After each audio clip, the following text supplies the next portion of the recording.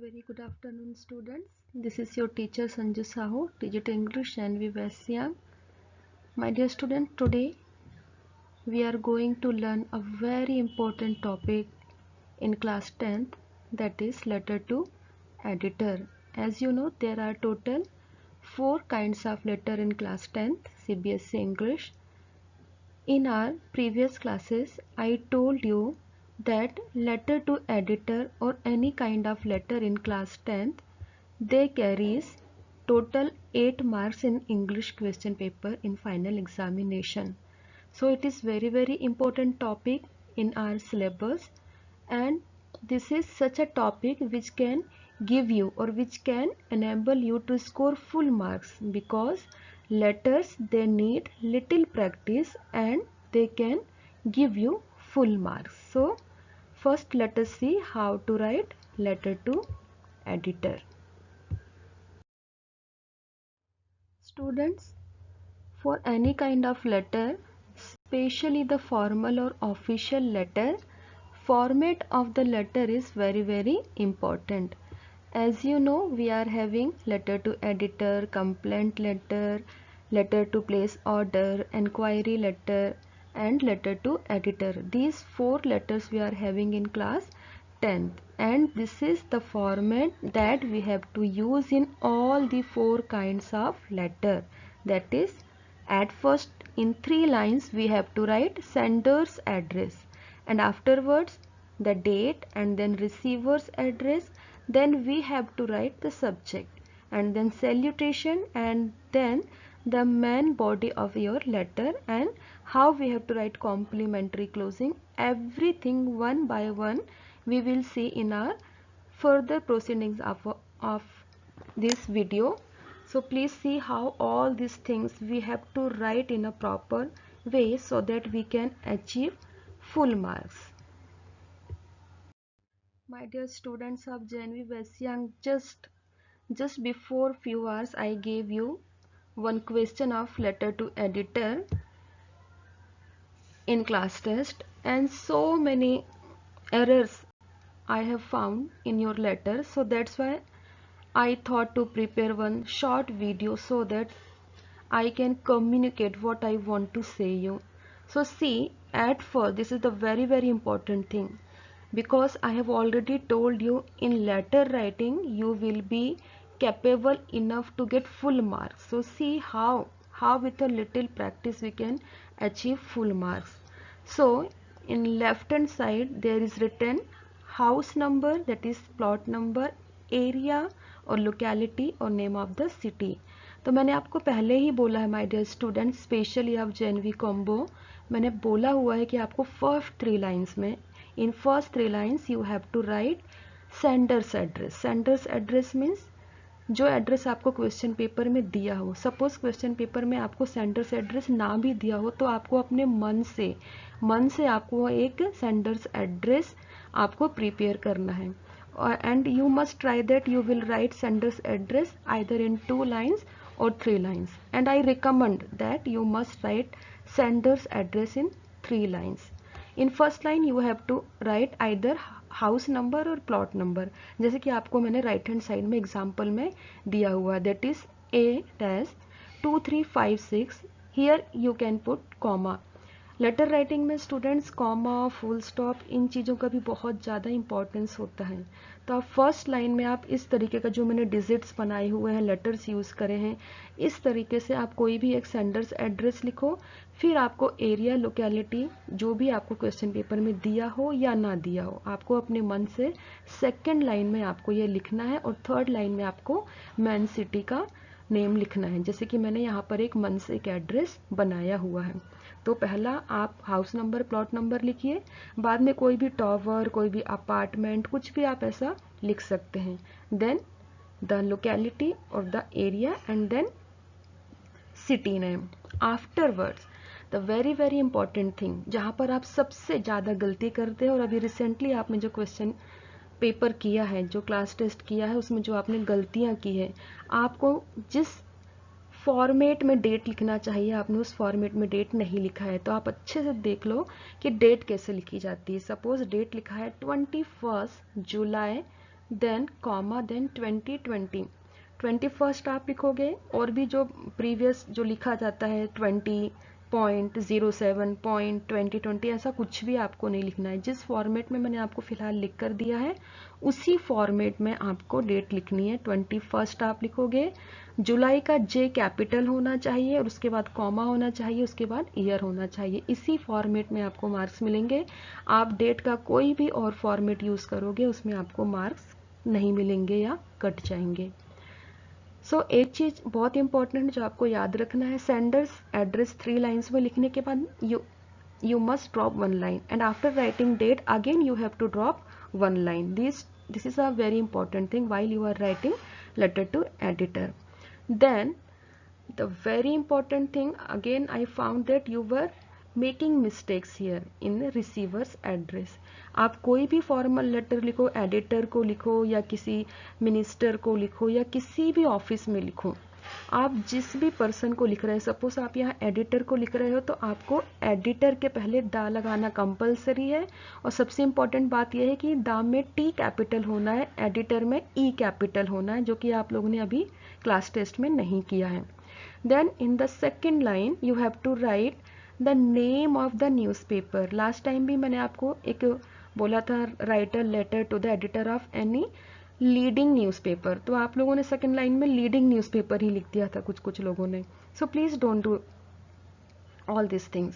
Leading newspaper मतलब होता है फेमस न्यूज़पेपर, तो आपको एक famous newspaper, students many times you will be given the name of the newspaper in the question paper itself, but in the case you are not given the name of the newspaper in your question paper, then I have provided you the 3 names of famous English newspaper. The names are Times of India, the Hindu और the Hindustan times. इन तीनों में से आपको कोई एक लिखना है। और सबसे ज़्यादा इम्पोर्टेंट बात यह है कि कभी भी न्यूज़पेपर के नेम के सामने हमेशा द आर्टिकल लगता है। ये छोटी छोटी बातों से ही आपको फुल मार्क्स मिल सकते हैं। देन एक कॉमन चीज़ ये है कि आपने सेंडर्स एड्रेस में जो एरिया डाला, जो सिटी डाला, तो आप कोशिश करो कि रिसीवर्स एड्रेस में भी आप उसको ही कॉपी कर दो। तो इतना लिखने पर आपको 1 मार्क मिल ही जाएगा। सिर्फ इतना लिखने पे, आपके पास लास्ट में टाइम बचे ना बचे, आप इतना भी लास्ट में लिख दोगे तो आपको 1 या 1.5 मार्क मिल जाएगा। So I have given you the sender's address, then after leaving 1 line date, then after leaving 1 line then receiver's address.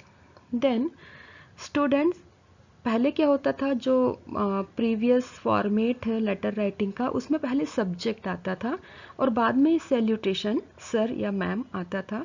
लेकिन अभी क्या हो गया, सीबीएसई ने थोड़ा सा इसको एडवांस कर दिया है और आपको भी यही लर्न करना है। सीबीएसई ने अभी चेंजेस किए हैं, सैल्यूटेशन पहले आ जाएगा and afterwards there will be subject of the letter. तो आप लोगों को सैल्यूटेशन फर्स्ट लिखना है। आप लिख सकते हैं रेस्पेक्टेड सर और ma'am, and if you are unknown about the real gender of the person you are writing letter, then you can use only sir. तो आप respected sir, dear sir या सिर्फ sir अकेला लिखकर भी आप काम कर सकते हो। Then after you have to write the subject. Subject is the heart of formal letters. किसी भी ऑफिशियल लेटर में यदि आपने सब्जेक्ट नहीं लिखा है, इसका मतलब क्या है कि आपने बॉडी में से हार्ट को निकाल लिया है। सिर्फ ये ऑफिशियल लेटर की बात हो रही है, पर्सनल लेटर्स में सब्जेक्ट नहीं लिखे जाते हैं। किसी भी फॉर्मल लेटर में, ऑफिशियल लेटर में सब्जेक्ट लिखा जाता है। और सब्जेक्ट में आपको ये बात ध्यान रखना है कि सब्जेक्ट मिनिमम 6 या 7 वर्ड्स का होना चाहिए। जितना छोटा सब्जेक्ट होगा, लेकिन सब्जेक्ट हमेशा आपके बॉडी कंटेंट से रिलेटेड होना चाहिए। तो सब्जेक्ट आपको अच्छा लिखना है। और एक चीज़ और जो सबसे इम्पॉर्टेंट है, एक्चुअली लेटर राइटिंग में बहुत सारी चीज़ें इम्पॉर्टेंट है, सब्जेक्ट में आप ध्यान रखिए कि आप सर के बाद एक लाइन छोड़ के सब्जेक्ट लिखेंगे और सब्जेक्ट के बाद भी एक लाइन छोड़ेंगे। और सब्जेक्ट का जब आप टाइटल लिखेंगे तो याद रखिए कि हर एक जो मेन वर्ड होता है उसका फर्स्ट लेटर आप कैपिटल बनाएंगे। जो छोटे छोटे वर्ड्स हैं जैसे प्रीपोजिशन है, आर्टिकल्स है, द, इन, ऑफ, ऑन, इनको आप स्मॉल लेटर से स्टार्ट कर सकते हो, लेकिन जो मेन वर्ड्स रहेंगे उनको आप कैपिटल लेटर से स्टार्ट करना। और एक चीज़ और ध्यान रखना है, जैसे कि मैंने ये जो लिखा हुआ है, आप अपनी कॉपी में भी जब लिखेंगे तो आप इस बात को ध्यान रखिए कि आप वर्ड के नीचे वर्ड आए, आप ऐसा जिगजैग वे में बिल्कुल नहीं लिखेंगे। आपकी जो रेड लाइन होती है हर एक पेज में, रेड लाइन से चिपकाते हुए आप दूसरी लाइन स्टार्ट करेंगे, so that you can achieve full marks. वैसे भी जो एग्जामिनर होते हैं और मेरी तरह जो एग्जामिनर होते हैं वो लोग लेटर राइटिंग को बहुत ज़्यादा फोकस करते हैं। पहले वो आपका फॉर्मेट देखेंगे, बाद में वो आपका लेटर की बॉडी में आपने क्या लिखा हुआ है उसको पढ़ेंगे। वैसे भी फॉर्मेट में आपको 1 मार्क मिलता ही है। So let's start what we can write next. Students, next आता है बॉडी ऑफ द लेटर। पहले हमने अपना एड्रेस लिखा, फिर डेट लिखी, फिर किसको हमने लेटर लिखना है उसका लिख दिया उसके ऑफिस के साथ। देन हमने सैल्यूटेशन लिखा, सर लिखा और या मैम लिखा। उसके बाद हमने सब्जेक्ट लिखा। सब्जेक्ट के बाद एक लाइन ड्रॉप करो, फिर आपको स्टार्ट करना है आपके लेटर की मेन बॉडी। मेन बॉडी में स्टूडेंट्स आप क्लास 10th में हैं, you must right at least 3 paragraphs. So see how can we write 3 paragraphs in any kind of letter, and especially in letter to editor we are talking about here. So in first paragraph it will be the introducing or the opening paragraph. ये एक introducing paragraph होता है, opening paragraph होता है, जो कि आपको 3 या 4 लाइन से ज़्यादा नहीं लिखना है। कैसे लिखना है मैं आपको कुछ स्टार्टिंग लाइंस भी मैं आपको बता दूंगी कि वही स्टार्टिंग लाइंस आप पहले से याद करके जा सकते हो, और क्वेश्चन पेपर आपका कैसा आया है उसके अकॉर्डिंग आप ये वहाँ पर आप उसको एडजस्ट कर सकते हो। सेकेंड पैरा में आप थोड़े से फ्री हो, जो भी प्रॉब्लम आपको शेयर करना है लेटर में, जो भी जिस पर्पज से आपने लेटर लिखा है उसको आप थोड़ा सा एक्सप्लेन करके सेकेंड पैराग्राफ में लिख सकते हो। कोशिश करो 6-7 लाइंस में ये हो जाना चाहिए। थर्ड पैराग्राफ एक कंक्लूडिंग पैराग्राफ होता है, मतलब कि आप लास्ट में, आपने फर्स्ट में सब्जेक्ट में अपना पर्पस तो शो कर दिया है, लेकिन लास्ट में आपने अपने पर्पस को फिर से आप कंक्लूड करोगे, और बहुत ही पोलाइट लैंग्वेज में, बहुत रिक्वेस्ट करते हुए, या जो भी आप करना, जिस टाइप का भी आपका उसमें इशू दिया है उसके अकॉर्डिंग आप थर्ड पैराग्राफ को कंक्लूड करोगे। कंक्लूडिंग लाइंस और ओपनिंग लाइंस किसी भी लेटर में बहुत इंपॉर्टेंट होती हैं। बहुत सारे एग्जामिनर ओपनिंग लाइंस, अच्छी ओपनिंग लाइन आपने लिखी हुई है तो बहुत ज़्यादा इंप्रेस हो जाते हैं, वो बाद में सिर्फ कंक्लूडिंग लाइन ही देखते हैं। तो ओपनिंग लाइंस और कंक्लूडिंग लाइंस को बहुत ज़्यादा फोकस करना है। कोशिश करो कि आप पहले से ही लर्न करके चले जाओ, बीच में थोड़ा बहुत मेन कंटेंट में आप इधर उधर करो, और बस वही लेटर जो आपने याद किया बिल्कुल वैसा ही थोड़ा बहुत ही अल्टर करके आप एग्जामिनेशन में लिख दो। सो 3 पैराग्राफ्स में आपको लेटर लिखना है। कैसे लिखना है मैं अभी आपको एक सैंपल लेटर लिखकर बताऊंगी। Then in formal letter you must write thanking you with T capital, U capital, and you must never write thank you only. कई बार मैंने देखा है आप लोग लेटर बहुत अच्छे लिख देते हैं, लेकिन लास्ट में थैंकिंग यू की प्लेस पर आप थैंक यू लिख देते हैं। थैंक यू कभी भी उतना ज़्यादा अच्छा नहीं लगता है, फॉर्मल नहीं लगता है। आप किसी बड़े को लेटर लिख रहे हो तो आप थैंकिंग यू लिखिए। Thanking you sounds very formal and good. Then we have to write yours faithfully, sincerely और ट्रूली। स्टूडेंट्स यहाँ पर फेथफुली का F कैपिटल है, सिंसियरली का S कैपिटल है, ट्रूली का T कैपिटल है, योर्स का Y कैपिटल है। सो ये इन बातों को भी, छोटी छोटी बातों को भी आपको ध्यान रखना है। And student sometimes you are writing yours obediently, don't write obediently. Obediently आप सिर्फ अपने पेरेंट्स को लिख सकते हो, अपने टीचर्स को लिख सकते हो, अपने प्रिंसिपल को लिख सकते हो। किसी भी आउटसाइडर पर्सन को, भले ही वो किसी ऑफिस के हैं, आप उनको ओबीडियंटली नहीं लिखना है। आप उनको लिखोगे योर्स फेथफुली, सिंसियरली और ट्रूली। इन तीनों में से कोई एक लिखना है, नहीं तो कुछ कुछ स्टूडेंट तीनों ना लिख कर आ जाएं। तीनों में से कोई एक, आइदर योर्स फेथफुली या योर्स सिंसियरली या फिर yours truly. Then comes your name. यहाँ पर भी आपको थोड़ा सा ध्यान देना है। आपको नेम क्वेश्चन पेपर में ही दिया रहेगा।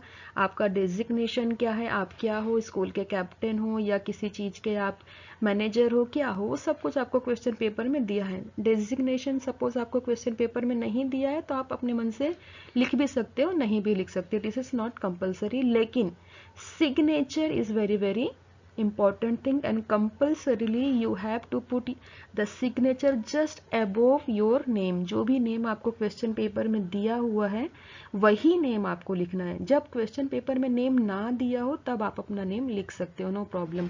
लेकिन नेम के ऊपर ही आप थैंकिंग यू लिखोगे, एक लाइन आप ड्रॉप करोगे, फिर आप योर्स फेथफुली लिखोगे, एक लाइन ड्रॉप करोगे. आप यहाँ पर 2 लाइन भी ड्रॉप कर सकते हैं क्योंकि आपको नेम लिखना है और नेम के ऊपर सिग्नेचर करना है. आप ध्यान रखिए, नेम के left hand side, right hand side कहीं और भी आप सिग्नेचर नहीं करोगे, आप सिग्नेचर करोगे नेम के जस्ट ऊपर. So this is the complete format I have explained you, and if you will follow this format in examination, then I bet you are going to score full marks. So please I am requesting you, prepare letters, prepare yourself to get full marks in the upcoming CBSE examination. So let's see one sample question. Students, one sample question I have taken, that you are Varsha or Varun. Write a letter to the editor of a newspaper complaining about the irregular and inadequate bus service in your area. Students, don't mind this kinds of noises. मेरे घर के आसपास बहुत सारे vehicles भी चलते हैं, construction का भी वर्क चल रहा हुआ है, तो एक्स्ट्रा जो प्लीज आवाज आ रहे हैं, you must ignore it. So see in your question paper the name, आपका नेम लिखा हुआ है वर्षा या वरुण. आप बॉय हैं तो वरुण लिख सकते हैं, गर्ल हैं तो वर्षा लिख सकते हैं. Then write a letter to the editor of newspaper. देखो यहाँ पर न्यूज़पेपर का नेम नहीं दिया है, जानबूझकर मैंने ऐसा क्वेश्चन लिया है जहाँ न्यूज़पेपर का नाम नहीं दिया है. तो मैंने पहले ही आपको सजेस्ट किया हुआ 3 फेमस इंग्लिश न्यूज़पेपर, उनके ही नेम्स आपको लिखना है. तो बेटर है कि द टाइम्स ऑफ इंडिया ही आप प्रेफरेबली यूज करो. अब complaining about the irregular and inadequate. Inadequate means which is not sufficient. तो ये आपको कंप्लेन करना है, तो यहाँ से ही आपका सब्जेक्ट बन जाएगा. आपको आ जाएगा कंप्लेनिंग अबाउट. जब भी ऐसा अबाउट आ गया, टूवर्ड्स आ गया, कुछ भी, तो यहाँ से ही आपका सब्जेक्ट बन जाएगा. So see how to write a letter to editor. तो अब हम लोग लिखेंगे कैसे लिखना है, और वैसा ही फॉर्मेट आपको यूज करना है. तो स्टूडेंट्स, हमने क्वेश्चन पढ़ लिया है. देखो हमको लेटर अब कैसे लिखना है. मैंने आपको बोला है कि पहले 3 लाइंस में आपको सेंडर्स एड्रेस लिखना है. हमारे क्वेश्चन पेपर में कोई सेंडर्स एड्रेस नहीं लिखा हुआ था, कुछ भी नहीं लिखा हुआ था, लेकिन फिर भी 3 लाइंस में हम लोगों ने सेंडर्स एड्रेस बनाया हुआ है. हाउस नंबर 123, देन हमने एरिया लिख दिया है sector 45, then new Delhi.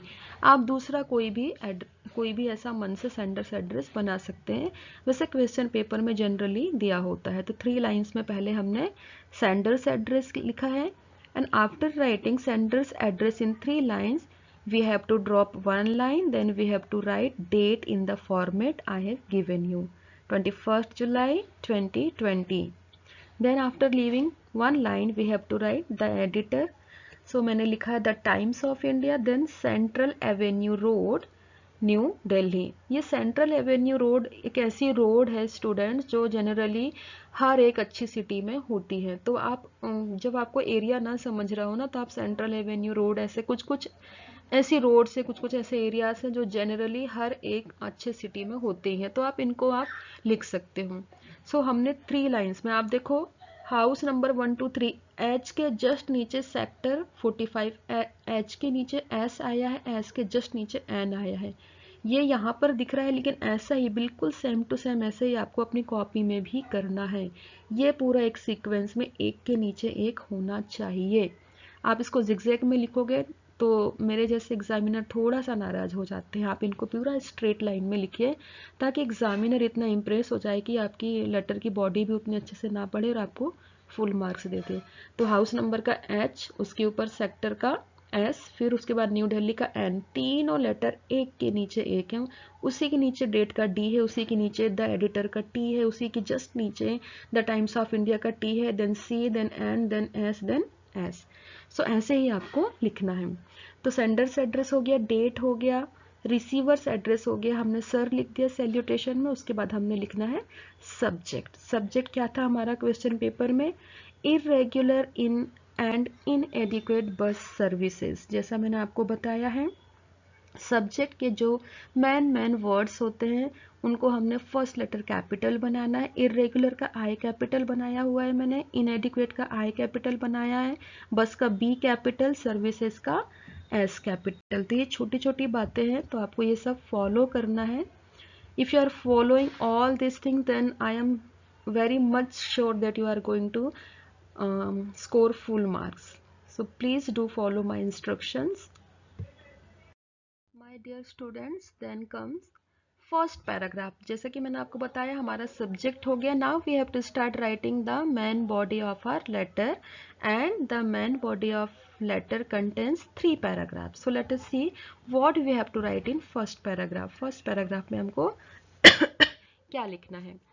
So opening lines ये सिर्फ लेटर टू एडिटर के लिए है, ये ओपनिंग लाइंस ही आपको यूज करनी है. इनके अलावा कोई भी आपको अच्छी ओपनिंग लाइंस मिल सकती हैं, तो आप उनको लर्न कर लीजिए, या फिर जो मैंने रेड लाइन में लिखा हुआ है, अंडरलाइन भी किया हुआ है, उनको ही आप अपने हर एक लेटर टू एडिटर में लिख सकते हो.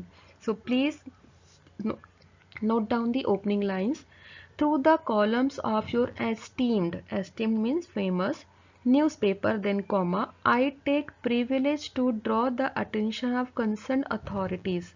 तो यहाँ पर कंसर्न अथॉरिटी क्या है, बस सर्विस की बात हो रही है तो ट्रांसपोर्ट अथॉरिटीज़ है. तो आप हर एक जगह ट्रांसपोर्ट अथॉरिटीज़ नहीं लिख सकते. मैंने यहाँ पर ऑब्लिक इसलिए लिखा हुआ है कि आप लिख सकते हो अटेंशन ऑफ ट्रांसपोर्ट अथॉरिटीज़ या अटेंशन ऑफ कंसर्न अथॉरिटीज़. आपको बस सर्विसेज से रिलेटेड ट्रांसपोर्ट अथॉरिटी आपके दिमाग में आ गया तो आप लिख दो, या फिर बेटर है कि आप सिर्फ कंसर्न अथॉरिटी लिखो. So, through the columns of your esteemed newspaper, I take privilege to draw the attention of concerned authorities towards. ये कॉमन लाइंस रहेंगी. उसके बाद स्टूडेंट्स जो भी मैटर आपके क्वेश्चन पेपर में दिया है, उस प्रॉब्लम को, उस सब्जेक्ट को, उस इशू को आपको लिख देना है टूवर्ड्स के आगे. हमारा प्रॉब्लम क्या था कि हमारा जो एरिया है वहाँ पर बस सर्विसेज इरेगुलर है, कभी कभी ही आती है और इनसफिशिएंट है, मतलब जो जितनी भी आती है वो इनएडिक्वेट है, मतलब उतना पूरा नहीं हो पाता है. सो वही प्रॉब्लम को हमने टूवर्ड्स के आगे लिख दिया. Authorities towards difficulties faced by residents of, sorry यहाँ पर मैंने डबल एफ लिख दिया हुआ है, sector 45 due to irregular and inadequate bus services in are area. तो इस तरीके से ये जो रेड लाइन से लिखा है मैंने, ये कॉमन ओपनिंग लाइंस हो सकती हैं. उनके बाद आपने टूवर्ड्स के आगे आप डायरेक्ट जो सब्जेक्ट लिखा है हमने वही आप लिख सकते हो. तो पैराग्राफ ऐसा 3-4 लाइंस में आपका फर्स्ट पैराग्राफ कंप्लीट हो जाएगा. So for your convenience please note down the opening lines which I have written in the red and I have put underline just below it, and afterwards you can write the subject, the main issue given in your question. So in this way we have completed first paragraph. Now let's see what we can write in. Students, in the second paragraph, as I have told you, you are little bit free here. You can just, before writing the letter, you have to think. आपको सोच लेना है कि आपको क्या लिखना है. हमारा इशू क्या था कि आपके एरिया में बस सर्विसेज रेगुलर नहीं है और उतना ज़्यादा सफिशिएंट नहीं है. तो सेकेंड पैराग्राफ में हम लोग क्या लिखेंगे, हमारी मेन प्रॉब्लम लिखेंगे. तो सारा प्रॉब्लम, सारा इशू हम लोग सेकेंड पैराग्राफ में लिखते हैं.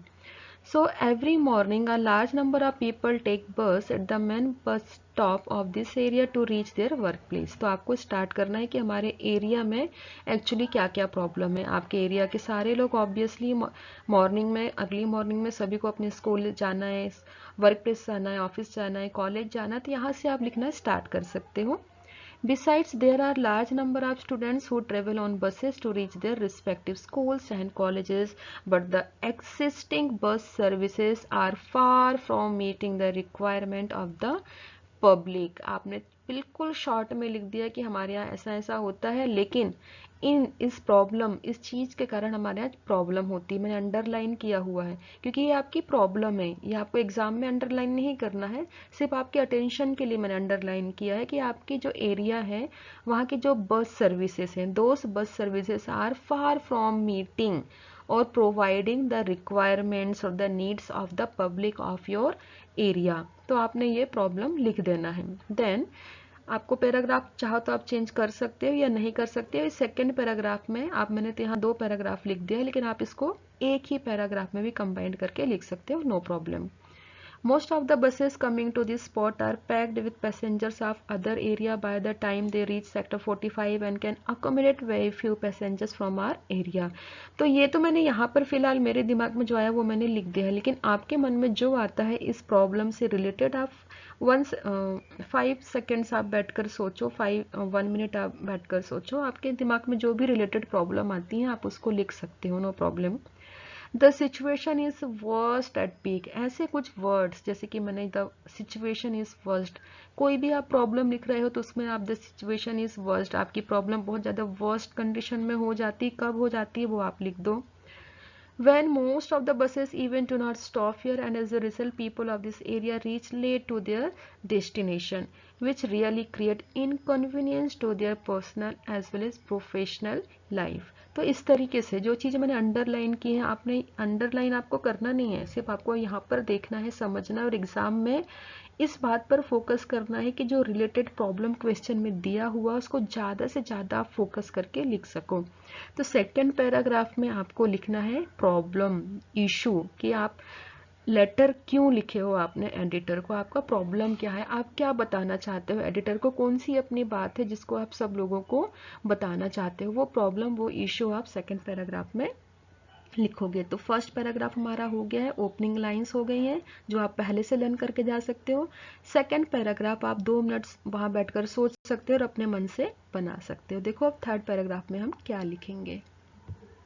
स्टूडेंट्स, थर्ड पैराग्राफ में मैंने फिर से आपको एक पहले से ही लिखा हुआ वर्ड्स बता दिया, यही सेंटेंस आपको लेटर टू एडिटर में लर्न करना है और यही सेंटेंसेस आपको लिखकर आ जाना है।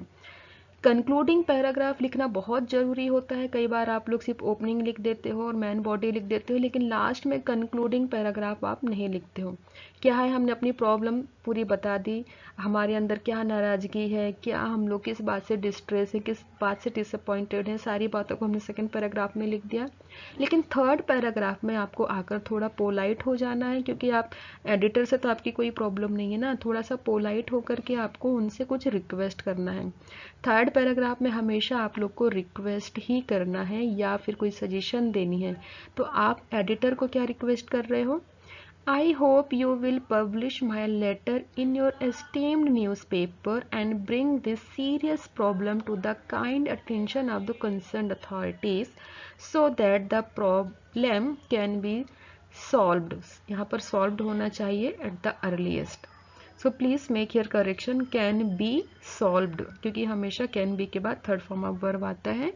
मैं जल्दी जल्दी में पीपीटी बनाई हूँ, नहीं हो पाया है, but please you have to make your correction here.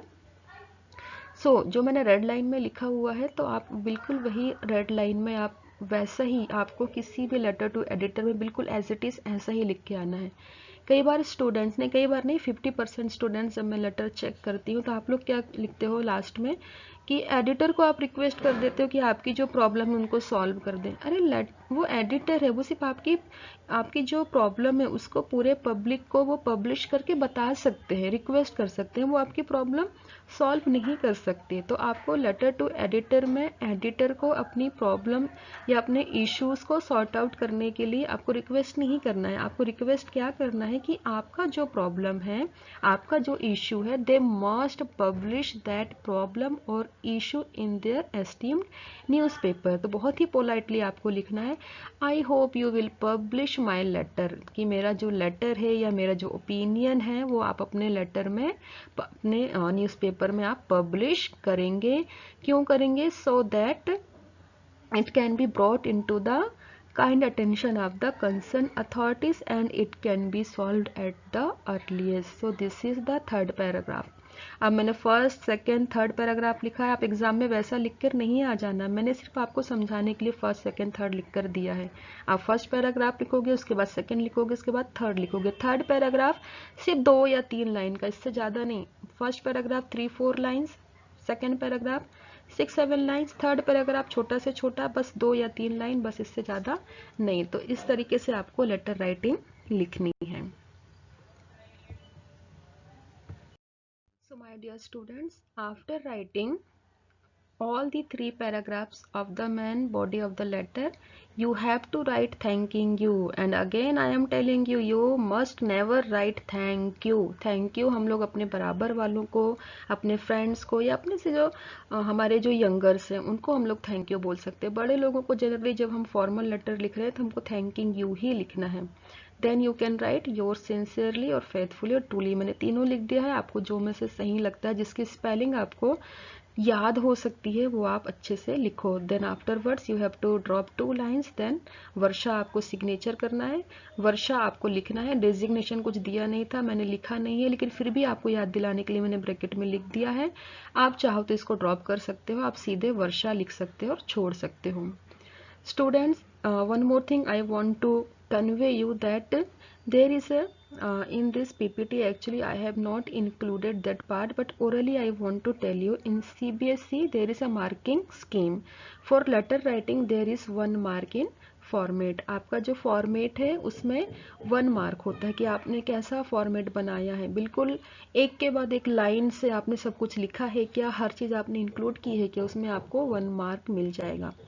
फिर 3 मार्क्स आपके होते हैं एक्सप्रेशन में। एक्सप्रेशन में मतलब कि आपने जो क्या एक्सप्रेशन, आपने जो सेंटेंस फॉर्मेशंस बनाए हैं वो सही है क्या, आपने स्पेलिंग्स आपकी सही है क्या, सारे स्ट्रक्चर आपने सही यूज़ किए हैं क्या, ये सारी छोटी छोटी बातों में आपको 3 मार्क्स मिल जाते हैं।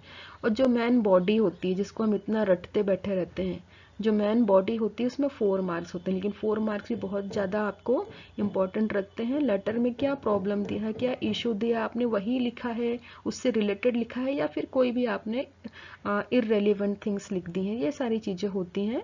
सो 1 mark for format, 3 marks for the expression, that is the grammatical accuracy, word spellings and coherency, and then 4 marks for the body of the letter, that is the content, that is what you have written related to the issue given in the question paper. So my dear students, all these things were all about letter to editor. मैंने देखा है आपने अभी question जो अभी दिया था मैंने क्लास टेस्ट में, आप लोगों ने अभी कुछ कुछ गलतियां की हैं, कुछ लोगों ने बहुत गलतियां की हैं, इसलिए मैंने ये वीडियो बनाया है कि मैं अपनी बात आपको बता सकूं। एक चीज़ और है जो मेरे बहुत प्यारे स्टूडेंट ताशी ने एक गलती की थी कि अपना नेम बीच में लिख दिया है। एक बात आपको ध्यान रखना है, कहीं पर भी अपने बॉडी ऑफ लेटर की बॉडी में कहीं पर भी, इवन ओपनिंग पैराग्राफ में भी आपको कुछ कुछ रेफरेंस बुक में लिखा रहेगा, आई एम वर्षा और Varun residing at this place, and उसके बाद आप लोग अपनी प्रॉब्लम लिखना स्टार्ट करते हो। ये बहुत सारे रेफरेंस बुक में आपका नेम के साथ आपका बॉडी ऑफ लेटर स्टार्ट होता है, लेकिन मैं कभी भी रिकमेंड नहीं करती हूँ। मुझे लगता है CBSE भी इस बात को अलाउ नहीं करता है। यहाँ पर ऐसा हार्ड एंड रिजिड इंस्ट्रक्शंस तो नहीं दिए गए हैं, लेकिन फिर भी मैं आपको रिकमेंड करूँगी कि आप कभी भी अपना नेम को हो सके, जितना पॉसिबल हो सके, बॉडी ऑफ लेटर में कहीं भी ना लिखो, क्योंकि लास्ट में ही आपको नेम लिखना है। और कुछ मिस्टेक्स और मेरे कुछ स्टूडेंट्स, कुछ गर्ल्स ने किया हुआ था कि जो सेंडर्स एड्रेस है वहाँ पर भी अपना नेम लिख दिया। वहाँ पर अपना नेम कभी नहीं लिखना। सेंडर्स एड्रेस में सिर्फ एड्रेस होगा, आपका प्लॉट नंबर, हाउस नंबर, आपका एरिया और आपका सिटी, वहाँ पर भी आपका नेम नहीं होगा। नेम कहाँ पर होगा, लास्ट में, जहाँ नेम लिखना है सिर्फ वहाँ ही नेम होगा। I think you might have understood all the instructions. So please follow all the instructions and then try to write good letters to editor. So thank you very much. I hope you might have understood all the basic instructions that I gave you in this video. So please keep on following those instructions and try to write good letter to editor so that you can achieve good in final examination. So with all these best wishes, I want to once again thank you.